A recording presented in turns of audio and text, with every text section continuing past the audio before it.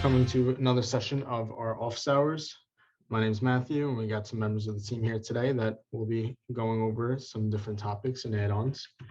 As always, try to keep the questions to be framed mostly about our Quickbase add-ons. If you have a question, just keep things orderly. If you could just use the reaction to raise your hand, that would be great. And we'll keep these questions to about 5 to 10 minutes. And the session will be recorded and posted on YouTube after this, so you could always come back and watch. So today's topic is Easy Filing Reporter Part 2, but we want to start off with open forum as always to allow our clients to ask questions that they may have from this week. So if anyone has any questions, please feel free to start us off. If not, we will defer to Todd to get started with Easy Filing Reporter.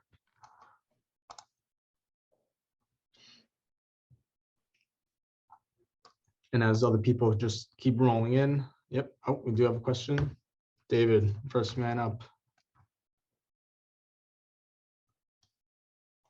Feel free to either unmute yourself and ask a question, or you could put it in the chat if you'd like.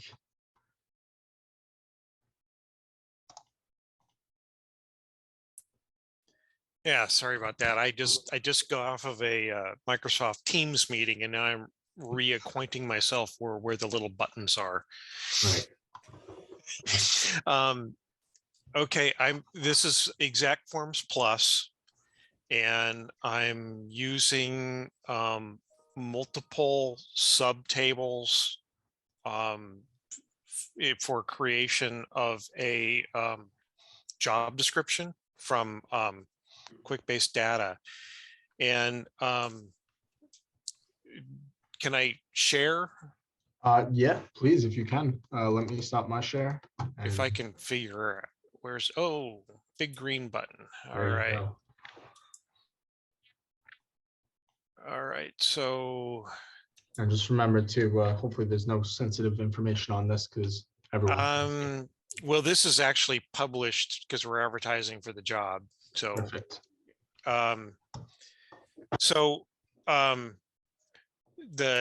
The title and this paragraph are the normal where you use the tildes and whatever, but this data here is coming from a subtable, so each of the dot points is a separate record. And the question is there any way to control the spacing between each of these subtable records? Yeah, for each of the records. And also, do you have a dot point function? I mean, what I've got here is a lowercase w that I went in to the your magic button and made it a wingding, which works, but the big thing is the spacing, because like I'd like it to be uniform between here and here, because each of these paragraphs is a separate record. Mm. And then here I've got a third subtable, but I'm using the grouping, which works great, by the way. Sorry, David, it's Keith. We don't really allow you to control the cell padding or cell spacing. Okay. So I didn't see it. I assume so, but yeah, thought I'd throw it in there because you want to minimize the white space between each, let's say, bulleted record. Yeah, it'd be nice. I tried controlling the paragraph leading and where the STRID thing is, but that didn't affect it at all. Yeah, because each cell, we pop data into each cell individually, and the cells are default. There's a default cell padding and cell spacing, so we don't give you the ability to override that. Okay. It's not. I mean, we're going with it like this just because it's so much better than people floating Word docs around to edit these things. Right.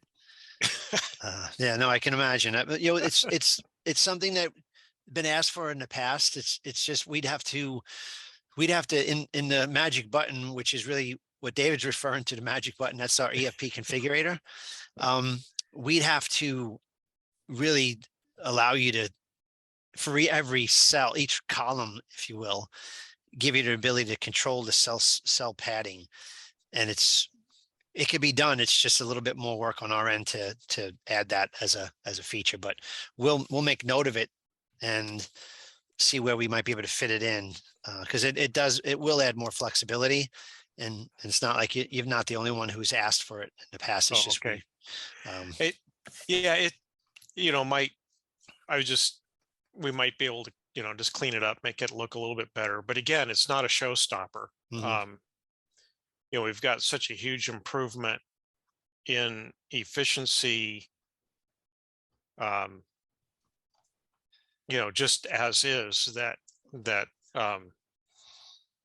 you helped me make some people really happy. Well, that's always nice to hear, David. I appreciate that. And we want to make you guys happy too. So we're definitely going to make note of this request and see where we might be able to fit this in.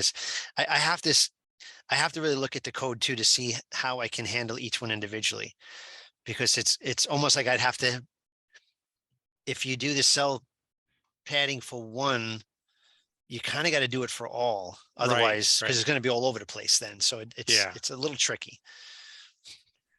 Yeah, but I got what you're trying to do. I got to figure out how we might be able to offer that as an option. It's it would be the whole.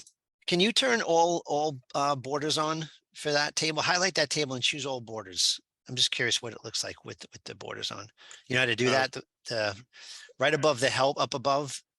Do you see the A to Z with the arrow down?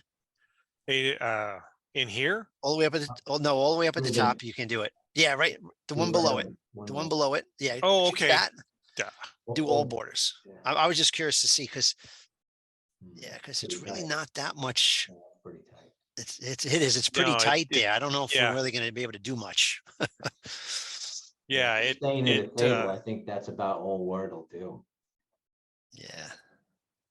I don't know if we're going to be able to do any better than that. Yeah, that's like I said, Keith, it's fine. Well, I'm curious to see if we set it to 0, if it would at least, take away that little extra space there. I can at least, take a look at it and see what we might be able to do. But anyway, like I said, I learned some stuff. I didn't realize you could do multiple subtables, and then it's like, well, duh. And and then you grouping, you did too in the qualifications. Yeah, the grouping is nice there.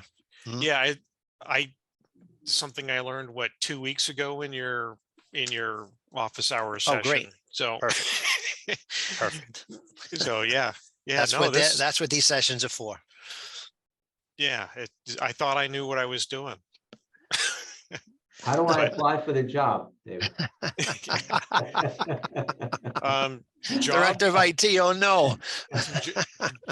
Jobs@prima.com.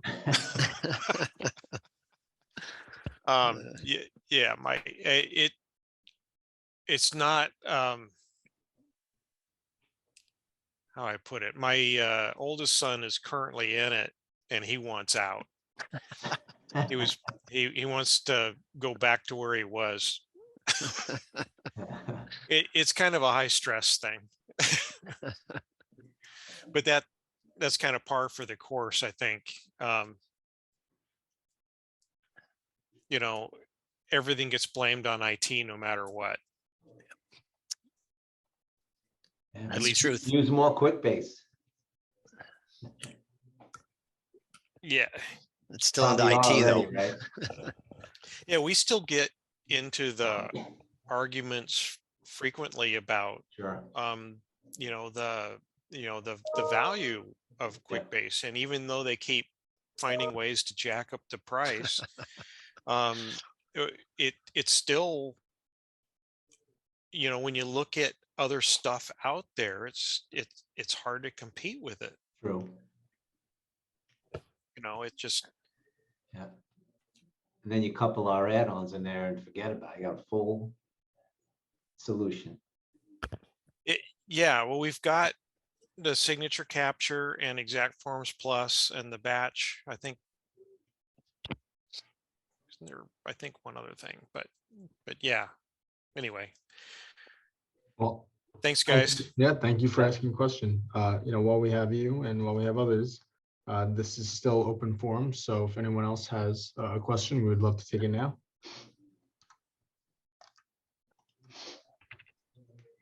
And if there's no other questions at the moment, we will defer to Todd to review our Easy File Importer Part 2. Okay. All right. Thanks, Matthew. Let me share my screen. Hopefully I do this a little bit more smooth than last time. Is that? Yep, we're there. Okay, good. All right. All right. So like Matthew mentioned, this will be part 2.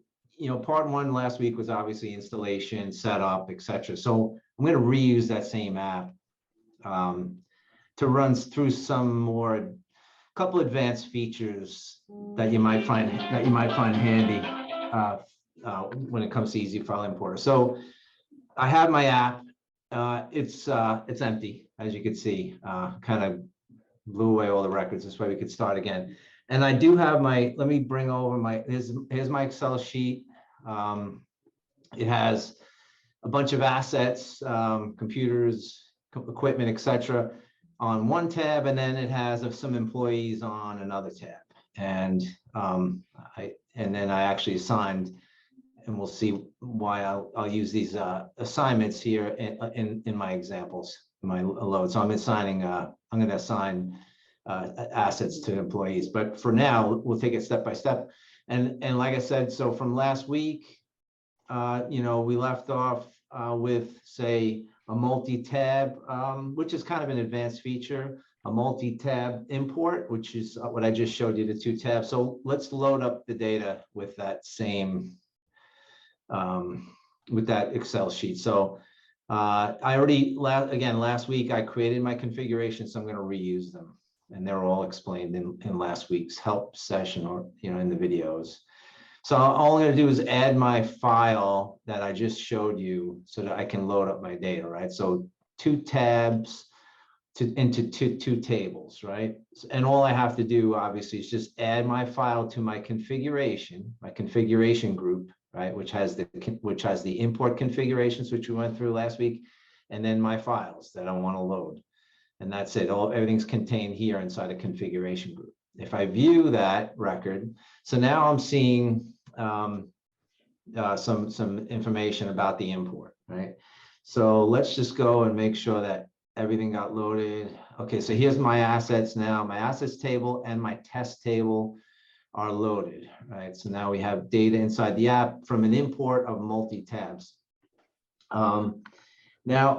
So now I want to take you through that one of the features that we wanted to highlight, and that is the search capability. Okay, so inside an import configuration, right, which we went through last week, the top half of this form actually defined what file I'm going to use, what table I'm going to be loading, the assets table, its DBID, etc. Right? But now at the bottom, which I didn't explain last week, is some search capability, which you can define as part of the import. So say you wanted to grab information from this, you wanted to grab or search within the same table, my assets table, or another table, say my test table, and I want to search that table, right? And for each row that I'm going to be importing in, you use the data from that import, search some information from this other table, say, and pull that field into the import, so to include it as part of the import. So not only are we going to be moving all our information from the spreadsheet, but we're going to be pulling some columns or some fields from another table. So I defined, actually, I already defined that in here. I meant to really type it in again, but here we go. So so what we have is we have this test table, right, which we're going to define in the search, which again I already defined. But in the test table, we're going to take the name here for each of the employees, and assign that by the asset number. So basically assign the name to the asset, right? And so to do that, like, let me go back to my configuration again. All right, so here's my configuration again for my asset load. I put in, I put in my test table and my DBID for the table, and then I can define the query, right? And the query says use field 8 from the test table, and query field 8 by the value in column B of the spreadsheet, right? And again, I could use a column header, but I'm using the column letter. So I'm going to say, yeah, query by column letter, and pull the name, which is field ID 7, pull the name from that test table into my assets table field 1035. So that's the field inside the table, the assets table. That will actually include the name of the person that is assigned to the specific asset. So if we go back to the main configuration, I'm going to bring the file in again, all right, and run. I'm going to choose it again, and it will then take all the records, right, and then update accordingly. So let me choose the file, save the record, okay, and that sets off the process for the import, and just have to refresh. So as we've seen before, this is the run detail. So this is the run information of what's occurring during the import, right? And so then we can go back. So now we should look at our assets table and see that the name, which was from the test table, came over and was updated into the actual import of the assets table. So it basically did a re-import, right, of the assets.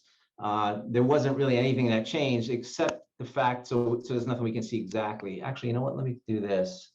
Let me show you that on the spreadsheet. If I go and change, let's change some of the values on the spreadsheet. Oops. And we can see that. Okay, so I'm going to save my spreadsheet and do another import. So if I come back to my configuration group and I add that import file again to set off the import, save it. Right, so now we're going to see that this column here is it will get updated, and then these will actually, since they're here already, they will get updated again. But at least I'm just showing you the fact that it's going to do an import and an update all in place for every record in the table. So let's go back to our configuration group to see the run, and here's the run itself. And so you're seeing that it finished, and then our assets table will show that I added a couple $1,000, I think, to each of these records. So that you're seeing that the update occurs, and then obviously it pulled in, and it did that before, but it'll pull in the name again and update the record. So it did an update in place of all records, including the search from the test table, updating each individual record that was found. Now, one thing that I'll show you as part of that run, which you may have noticed, but I'll make it a little more evident. When we did the run, it shows a little bit of some details in this run detail on the run table. So this is a log of what happened. So it's saying It processed 6 records. That's in the test table. So it went to check to see if it needed to add any new records or update existing ones from that second tab in the Excel sheet. And then it went through each of the records in the assets table. And it says, by the way, I tried to do a search for a whole bunch of other, I searched a whole bunch of other records in the table and didn't find, related data. So I didn't find an asset number for a bunch of the records that were in the test table. All right, so we weren't able to go and say, let me find a person that's assigned to this particular asset. It didn't exist. So it actually gives you a little bit of a log of what happened during the run. Another option on the searching capability is, I want to show you that. So the search capability also has, again, it's at, here's where I would actually modify that at the configuration level. We also have an option for what's called update records, right? So I'm going to set that on as part of the search, and I'll save this, right? All right, and what I'm going to do is I'm going to delete my assets again, just to highlight what this will do. So we're going to delete all the assets in the assets table. Now, if I go back to the configuration group and add a new import file, what's going to happen is we created that option, update records only, to say, well, when you do the run, do the search, check to see if there are any related records that satisfy the search query, and if there are, process that, do the update and or add the record, right? But if you don't find the specific record in that spreadsheet, say via the search, don't do anything with it. So update records only, that's what that means. So I'll add the file for the import run, right? Okay, it's down here. So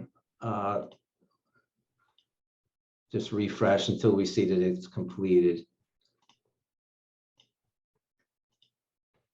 And there it's completed. And so what it's saying now is, by the way, I looked at the test table and I saw 6 records and processed them, but I only processed 6 records because that's all I found as far as a match is concerned with the test table. So now if we look at the assets table, we don't see 27, which is what the spreadsheet had. We only see 6. And this came in handy for a specific customer who was constantly updating their HR table. So they were always updating employees, right? And so their file continued to grow, and it often had employees maybe that left or terminated, et cetera. So what they wanted to do was, they actually used the search to search the same table. So so it would have searched, say, for the assets table, and if it found a specific asset, it updated in place, updated all the information. But if it didn't find, it wouldn't add the record at all. So if I didn't check the update records option, it would have added all the records. So it would have updated the ones that had the name specific from the test table, but it would have added every other record if we didn't have that update records option on.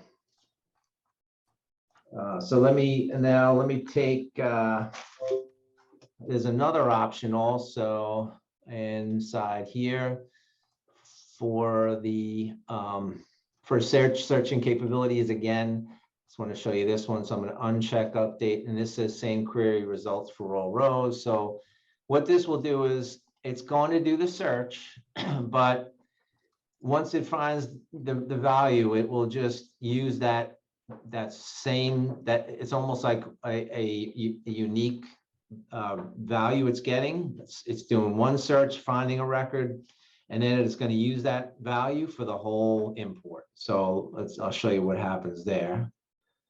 And I'm going to leave the fact that I only have 6 records in here, but what's going to happen is it's going to show you, it's going to import everything. and add that specific value to the table. And I'll show you. We'll highlight that in a second here. So, so I choose the file again. That sets off the import, the easy file importer, and if we go here, so it processed, and it processed 27 this time. So now if we go back and look at the assets, what happened was, you're noticing now that one value, it found one value from the test table, Gale, and it just took that value and just populated straight down every asset as it imported it. Okay, so that was a kind of a, get one record, unique value, and just propagate, as part of the search, and propagate that through the whole import. Okay, so the other thing I wanted to show and highlight is another feature of the easy file importer that a customer used to basically automate the entire load process for them on a daily basis. And so I had this one particular customer who wanted to pump time related data from the prior night into a table so that it would actually accumulate, and then they can do all their analysis and then their billing, etc. So they told me, oh yeah, we have this process that does an automated email to one of our folks in the finance department or wherever they were, and then they would actually have to take it, massage it, and maybe add the records to Quickbase manually or whatever they did, aggregate it, etc. So what we said is, well, we have an add-on called the email parser, and what the email parser does is it will consume an email and place it into a file attachment field. And so we said, well, that would work well with easy file importer, because once the email parser grabs or pulls the attachment out, it can place it into our import files table right away, straight away, instead of like what I'm doing, adding it every time. And it can really be a sort of a lights out type automated process. So I'm just going to illustrate that by emailing the email parser from my Gmail account, the file that I've been using, and show how that will update and process. And again, just remember, we have all these records right now have Gale on each one of them, and you'll see it'll change once I email the file. So I just want to go back, check my configurations. I want to take these options back to the standard default options. Okay, and now let me email our process. And so I'm going to email an ID that, let me do it first, and then I can explain. So I'm going to compose an email in Gmail, and I'm sending it to an address called easyfileimportdemo@mail.quickbasetools1.com. Now, we can brand a particular mailbox for our customers. So that could say client ABC at mail.quickbasetools1.com or etc. So we can come up with, we provide a branded sort of mailbox to monitor for anybody who wants to use it. What I'm going to do is, so from Gmail, I'm just going to attach that same file and send it over to my easy file import demo mailbox. Okay, so there that went. And so we have 5 here. We should see the 6th pop in. Take a probably close to 30 seconds or so. And this, again, this was, oh, here it is. So it just came in. And so now if I look at, so easy file importer just added that file to this table. And now if we just keep refreshing, there we go, it processed the file. And so now if we look at our assets table again, it doesn't show Gale anymore. It just shows it went back to, updating respective records based on our test table with the asset ID and the respective name of the employee that owns that particular asset. So So those are the different options and the different things I kind of wanted to highlight in a short amount of time. So I think, Matthew, I think that's probably what I have to show right now. We can take questions on anything you've seen or any other questions about Easy File Importer as well. So Yeah, definitely open for questions right now. Any client about what Todd just demonstrated or about any of our other add-ons as well. right. Definitely does not need to just be about Easy File Importer. And we did have a couple Correct. people roll in as we were talking. So if anyone didn't have a chance to ask their question, now is the time.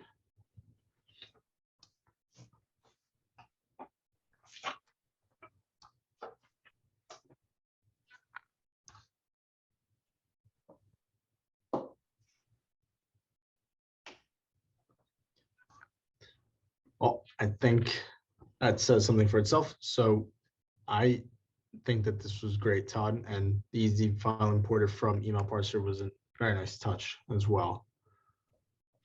We do have about half hour left, and at this moment, I was looking, Todd. We don't have too many support cases on Easy File Importer, so that's great. Okay. Matthew, just one other comment. I mean, I just kind of illustrated the fact that, we can use one of our add-ons to set off another add-on. And that goes for just about any of our add-ons for that matter. I mean, a lot of our customers sort of are able to integrate them together to nudge one to work while the other is doing another certain type of process. So we have a lot of ways to sort of, create a nice stream of automation, if you will, workflow with a lot of our add-ons. So Absolutely. All right, Justin, I see you have your hand raised. I do. I have a question. All right. All right. So Todd, I'm curious on my end. Let's say I was running Easy File Importer and I uploaded a file, but the process didn't run. What would maybe be like your first, 2 or 3 steps maybe towards troubleshooting what the problem might be? Okay, so that's a good question. And so every time, right? So we can always come back to the configuration group, right? This is our main record that houses the configurations, right? Which are the import configurations, and says where's your file coming from, and and what columns are contained within it, and where are they going field ID wise, and table DBID, etc. Right? So and we define all that here.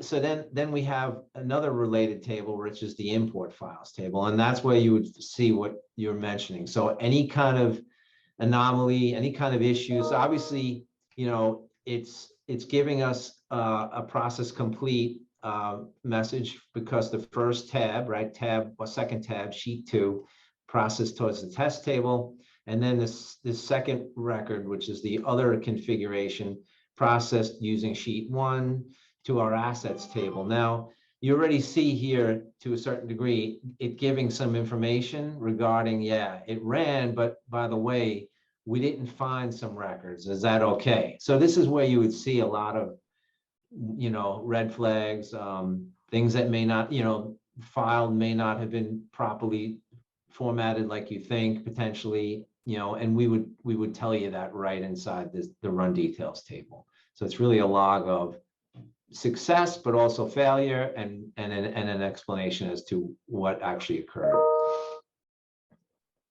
Very nice. Yeah. Now, Todd, one thing that I have gotten from some of my clients is they have, end users working in these Excel sheets, and not every time do they realize that this is being used in an import process. So they have added columns in separate places. I know it might not be completely possible to show, but can you, and I think we touched upon it last week, but can you just touch upon why it would be, why you can use both ways, both the letters and the column headers to select where they're going to be mapped to? Right. So that would relate to a configuration, an import configuration, right? Right. And so this tab, the third tab, import field mappings, while I cheated and because I knew all my columns straight away, and I said, and just in the name of not wanting to type column headers out, Right. I just put A, B, C, D, but you're right. I could have put, all right, let me bring over my sheet. I could have put my column names, right? Instead of A, B, C, D, I could have put category, asset number, etc. Right? But the cool thing is they don't have to be in any order, right? And so asset name could be at, past column N, it doesn't matter. If we specified asset name, say, it'll find that column in the spreadsheet. It doesn't have to be in any kind of specific order, right? Column wise. Right. And yeah, so then, and the other thing is, if I don't want to import columns, I don't have to, right? This can have 100 columns, but we don't care because we're going to specify via the field mappings what columns we want. Maybe, like you said, probably by name, and then point it at a field ID. Right. And then that's a better way to do it versus what I did. Yeah, because I know, through looking at sport cases I was going through, one of the big ones was people asking why their import broke. And a lot of the times it's because a column was deleted or a column was added and they used column letters, which case everything sequentially after. Right. No longer. Exactly. Yeah, it throws the formatting off. Yeah. Yep. So that's definitely one of the big troubleshooting ones to keep your eye out for. Laura, thanks for participating. So is there a way to do some validation? And maybe I missed it at the beginning of the call. I wasn't here for the first few minutes. And I sadly wasn't able to attend last week's.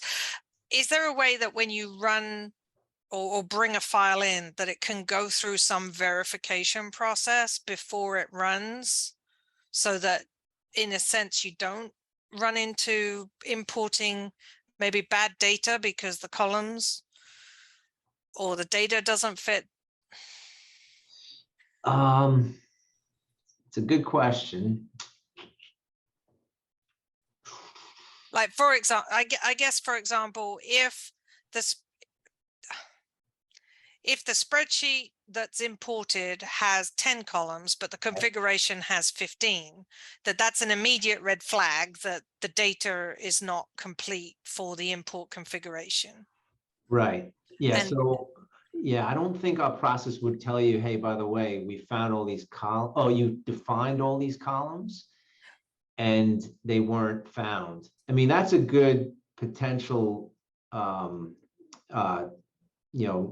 something we can build in as a feature. I mean, it is a good, it is a good idea.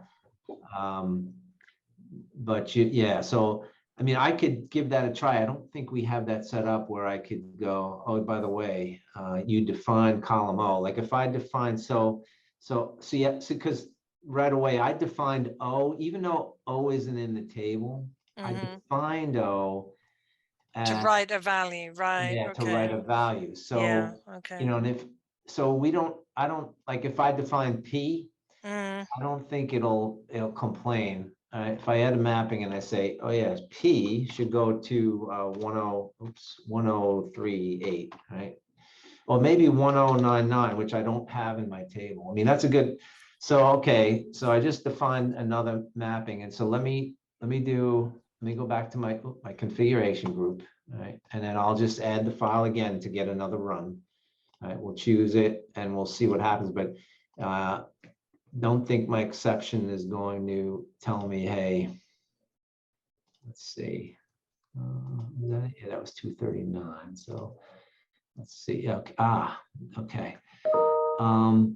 There was no such field in the application table. Okay. So Laura, one thing it did do, which is it said you define P to go to a column that doesn't exist.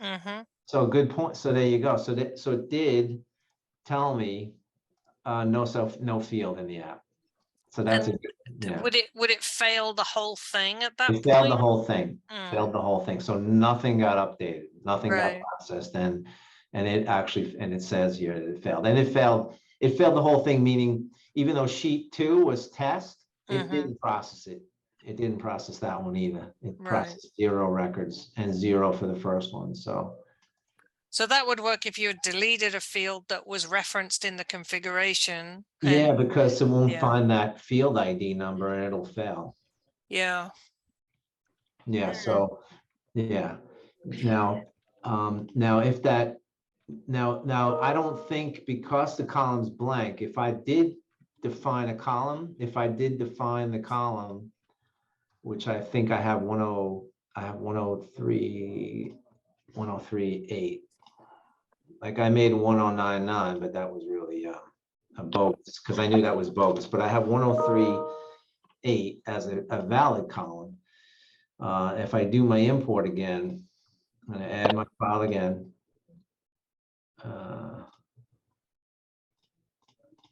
Okay, so now let's see. So this is, let's see what happens. But you know, oh, Ah. yeah, no, Apparently not. well, no, I think, you know what? Maybe I got I thought I had 103.8. Let me see.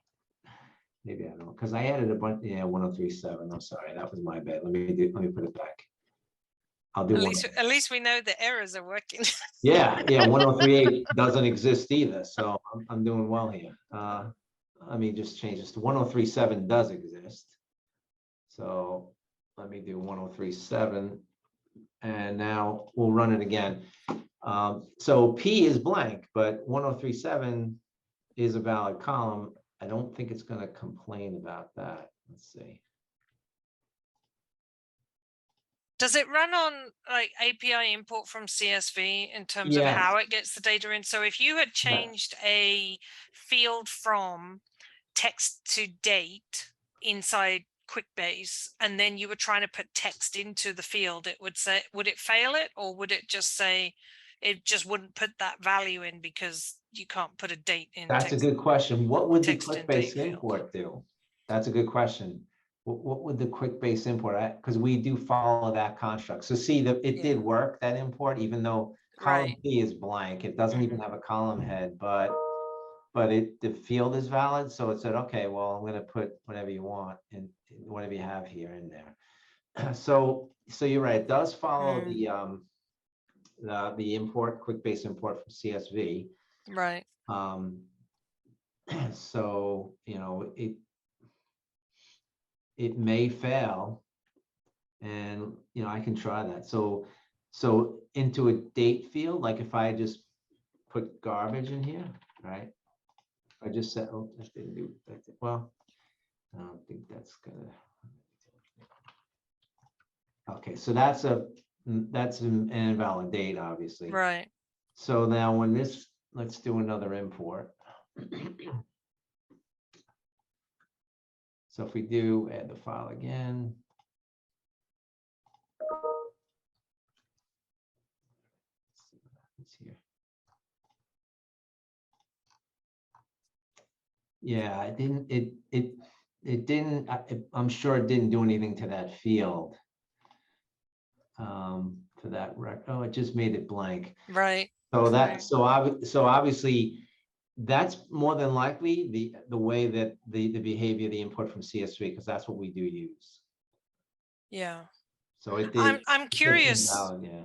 I'm curious for other people on this call who are using this tool, if there's a standardized way that you're managing the field properties of fields that are being used by tools like this to ensure that people don't willy-nilly change them, or, oh, we don't need that field anymore. Because when you look at usage only picks up what it can find. It doesn't include formula queries. It doesn't include stuff like this. And, you know, things break very quickly when stuff changes or gets deleted. So I'm curious. Yeah. Now that we have comments, it's a little bit easier, but then they have a text limit on it. So. Right.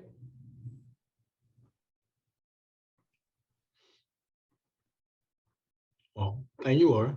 Appreciate I it. don't know if, I'm not sure that there's many people on the call that use it, but yeah, that's a good question. Well, we're very happy with the way that we're using it. And it's definitely helping us standardize people's behaviors to ensure that they don't have to learn how to map. That's the most Right. important thing. Exactly. And they Yeah. don't have to customize the spreadsheet to remove the headers that are in the report that they get. So we can just sort of bypass all the start at row 4 instead of start at row 2. Yeah, And yeah. that's a big thing. I was Yeah. definitely, so I confess, when you started doing the demo of the import from an email, Yes. one thing I meant to ask, and I'm not sure if you covered it, to be honest, is how do you then, if you import the file through an email, how does that tell the configurator which configuration to use for that file? Okay, so I didn't show it in the interest of time, right? But there's an email parser configuration table as well. And that probably could be another office hours meeting, which will allow you to define the inbound email. So for instance, Laura, like before I mentioned, you can have a branded email, if you will, right? Client ABC invoices. So this particular box may be invoices, but client ABC may have other email, other data feeds as well, in which we can handle with other, inboxes, say, right? So we can direct different inbound inboxes to different configurations. And again, we have a configuration table for that, for email parcel, which actually directed it to dump it into my table in my app for I see. use tech domain. So yeah, so more than likely we can have a session on that as well on the email parser. I just didn't want to sort of cloud the water too much with going through that as well. So I kind of just set it up to let you know that it's available to do that. I guess that's where it is, though, isn't it? You're creating an import file record connected to the configuration that's already defined. That's right. Whereas the way we're using it is we're having the user choose which configuration to upload against. So I was sitting there sort of reverse engineering that idea that if you did it through an email, how would you know where to send it to? But you're putting it into a, you're programming that in through that method. Exactly. Yeah. We can configure, like I said, we can give you an invoices, the client ABC invoices box, the client ABC purchase orders, etc. So it may hit different configurations that do different things and for different apps. Okay. Yeah. Awesome. All right. So this time I'm gonna put it out there one last time. If anyone has any questions, we're here. If not, I think that this was a great demonstration and we can wrap up for this week and look forward to next week's office hours session.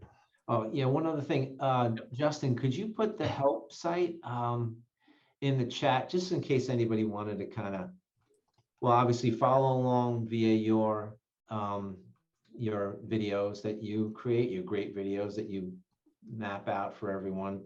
If you would just put the help site link in the help chat, this way people know where to go and they'll find, obviously they'll find all our videos and our help information regarding everything that went on in part 1 and part 2. Right. And we mentioned it in the beginning of the call, but maybe not everyone was here. This was kind of driven basically right off of part 1, which was last week's office hours session. So that went over the setup process from point A to Z. So this was kind of an advanced setup as well. So something to keep in mind. Yeah. Okay, great. All right. Well, thank you guys all for coming. And, we look forward to seeing you all next week.